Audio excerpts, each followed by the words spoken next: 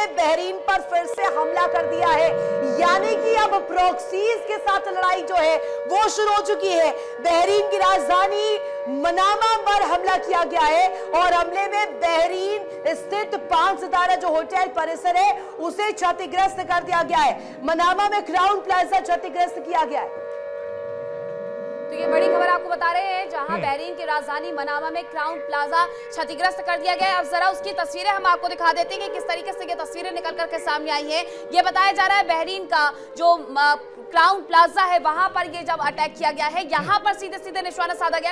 अब ये लड़ाई वो वाली नहीं है कि आपने नेवल बेस पर निशाना बनाया, आपने दुबई में जगह जगह पर बमबारी करनी शुरू कर दी है, आपने दोहा में बमबारी करनी शुरू कर दी, मिसाइल गिराने शुरू कर दिए हैं, आपने बहरीन का भी वही हाल कर दिया है। थोड़ी देर बाद तस्वीरें इराक की भी सामने आ जाएंगी कि वहां पर भी वही किया जा रहा है। तो जब आम लोगों को निशाना बनाया जा रहा है तो ईरान ये कैसे कह सकता है कि वो यूएस के नेवल बेस को तबाह कर। बिल्कुल, और यही तो सवाल लगातार हम पूछ रहे हैं और समझने की कोशिश। आप देखिए इस तस्वीर में क्या देखने को मिला है। ये 5 स्टार होटल है और 5 स्टार होटल पर ये हमला किया गया है। साथ ही साथ मीनाक्षी एक वीडियो और हमने चलाया था, वो उसमें दिखाया था कि जो पाम जुमेरा यहाँ से पूरा ट्रैफिक गुजर बिल्कुल और यहाँ से पूरा ट्रैफिक गुजर रहा है, यानी आम लोगों को निशाना बना रही है। और जो एक दुबई की भी एक तस्वीर थी जिसमें पाम जुमेरा के पास एक होटल है, वहां पर भी एक मिसाइल गिरा गया था, उसकी वजह से नुकसान देखने को मिला था।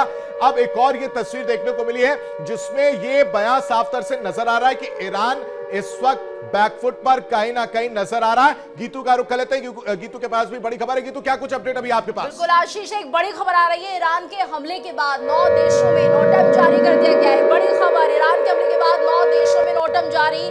ईरान में 40 दिनों के शोक का ऐलान भी किया गया है। तो खामेनेई की मौत के बाद शोक का ऐलान किया गया है। ईरान में 7 दिनों की छुट्टी का ऐलान कर दिया। स्कूल, ऑफिस, कॉलेज, मार्केट सब बंद रहेंगे। तो 7 दिनों की छुट्टी और 40 दिनों का ये शोक। तो 9 देशों में नोटम जारी कर दिया गया। बड़ी खबर आ रही है, ईरान के हमले के बाद 9 देशों में नोटम जारी।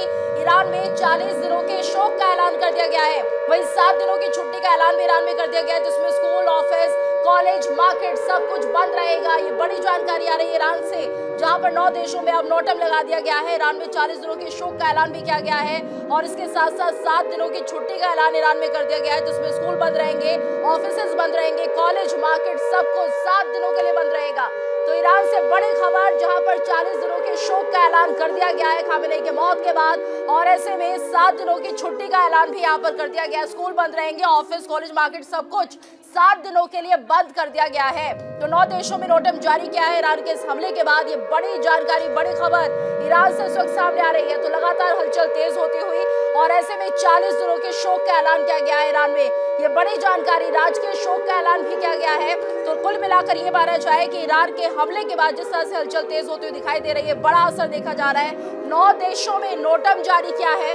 तो ईरान में 7 दिनों की छुट्टी का भी ऐलान यहाँ पर कर दिया गया है। वहीं 40 दिनों के शोक का ऐलान ईरान में किया गया है। कुल मिलाकर ये तस्वीरें, अपडेट्स लगातार सामने आ रही है और हम अपने दर्शकों को ये बता रहे हैं कि ईरान में किस तरह से हलचल तेज होती हुई दिखाई दे रही है। बिल्कुल गीतू, आप बता भी रही हैं कि किस तरीके से 9 देशों में जहां नोटम जारी कर दिया गया है, यानी मिडिल ईस्ट का तो पूरा नक्शा बदल करके रख दिया गया है। अब कुछ और तस्वीरें आ रही हैं, वो जरा दिखा देते हैं। ये कतर की तस्वीर बताई जा रही है, यहाँ पर भी यही हाल है। देखिए, अब यहाँ पर कोई यूएस बेस नहीं रह गया है, यहाँ पर लोग ही हैं जिन्हें ईरान की तरफ से निशाना बनाया जा रहा है। बिल्कुल, ये रेसिडेंशियल बिल्डिंग और शायद ये कोई मॉस्क्यू टाइप की लग रहा है मीनाक्षी। हालांकि एक एक अपडेट सामने आ रहा है, हम इसको और बारीकी समझेंगे। ये वहां पर हमला किया गया है जो तस्वीर देखने को मिल रही है और किस तरह का माहौल वहां पर देखने को मिला, आप देख सकते हैं। यानी जो हम लगातार सुबह से बात करें मीनाक्षी कि जो रेसिडेंशियल एरिया वहां पर हमला किया जा रहा है, और हमारे साथ जो गेस्ट जुड़े थे वो भी कह रहे थे कि ऐसा कोई फिक्स पॉइंट मतलब फिक्स टारगेट नहीं है इनका। कहीं पर भी ये मिसाइल से अटैक कर रहे हैं, ड्रोन से अटैक कर रहे हैं, जिसकी वजह से नुकसान देखने को मिल रहा है। कल तक तो ये था, मुझे लगता है कि वो वाली स्थिति में चले गए हैं जहां कभी भी किसी पर भी अटैक कर सकते हैं, और ये आयतुल्लाह अली खामनेई की मौत के बाद हो रहा है। एक बार फिर से हम अपने मेहमानों का रुख करते हैं, जरा उनसे समझते हैं। मेजर भी हमारे साथ लगातार जुड़े हुए, उनका मैं रुख कर लेती हूँ कि सर, ये जिस तरीके से खामनेई की मौत के बाद कई देशों में नोटम जारी कर दिया गया है, मलिका भी हमारे साथ जुड़ गई, उनका भी मैं रुख करूंगी। लेकिन सर, आपसे मेरा ये सवाल है कि 9 देशों में नोटम जारी कर दिया गया है, मिडिल ईस्ट में समीकरण, हालात, नक्शा सब कुछ बदल दिया गया है। राजधानी दोहा से तस्वीरें आती है, राजधानी मनामा से तस्वीरें आती है, राजधानी इराक की बगदाद से तस्वीरें आ जाती है। हर तरफ से जो तस्वीरें आ रही है, वो ये क्या ईरान की बौखलाहट है कि यूएस नेवी को छोड़कर अब वहां के लोगों को निशाना बना रहे हैं वो? जी मैडम, बिल्कुल। देखिए, ये बौखलाहट है ईरान की।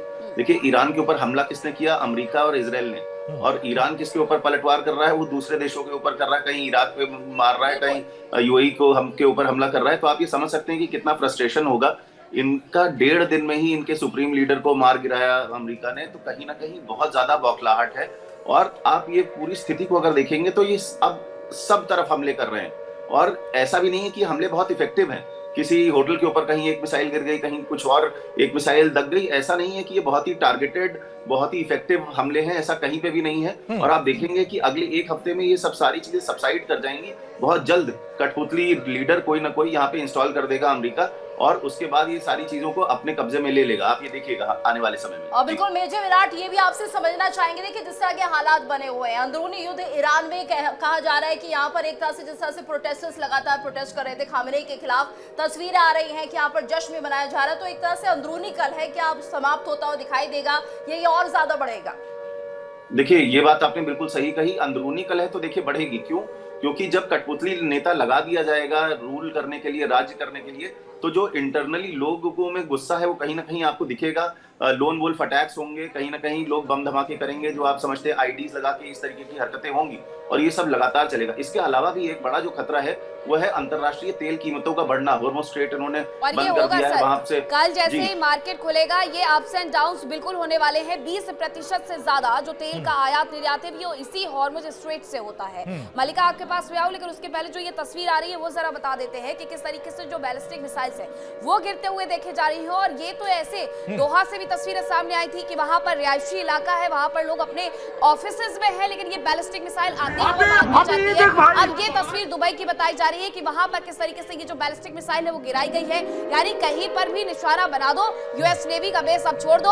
अब जिन जिन देशों में यूएस नेवी का बेस है उन देशों को दरअसल ये सबक सिखाया जा रहा है। आशीष, क्या आपने उन्हें अपने यहाँ पर नेवी बेस बनाने की इजाजत दी? अब हम आपको नहीं छोड़ेंगे। बिल्कुल। और इसमें मेन माइंड गेम किसने खेला?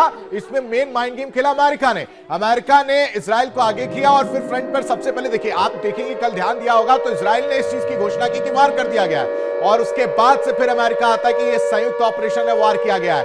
और कुछ और प्रतिक्रियाएं आ रही है, जरा उनका रुख कर लेते हैं कि क्या कुछ चल रहा है वर्ल्ड लेवल पर।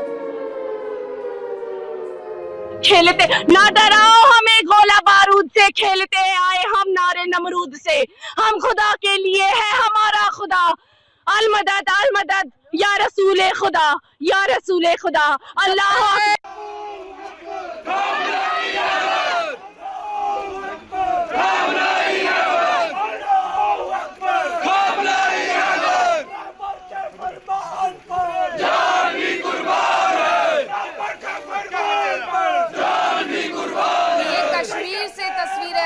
श्रीनगर के लाल चौक पर एक बड़ा विरोध प्रदर्शन हो रहा है।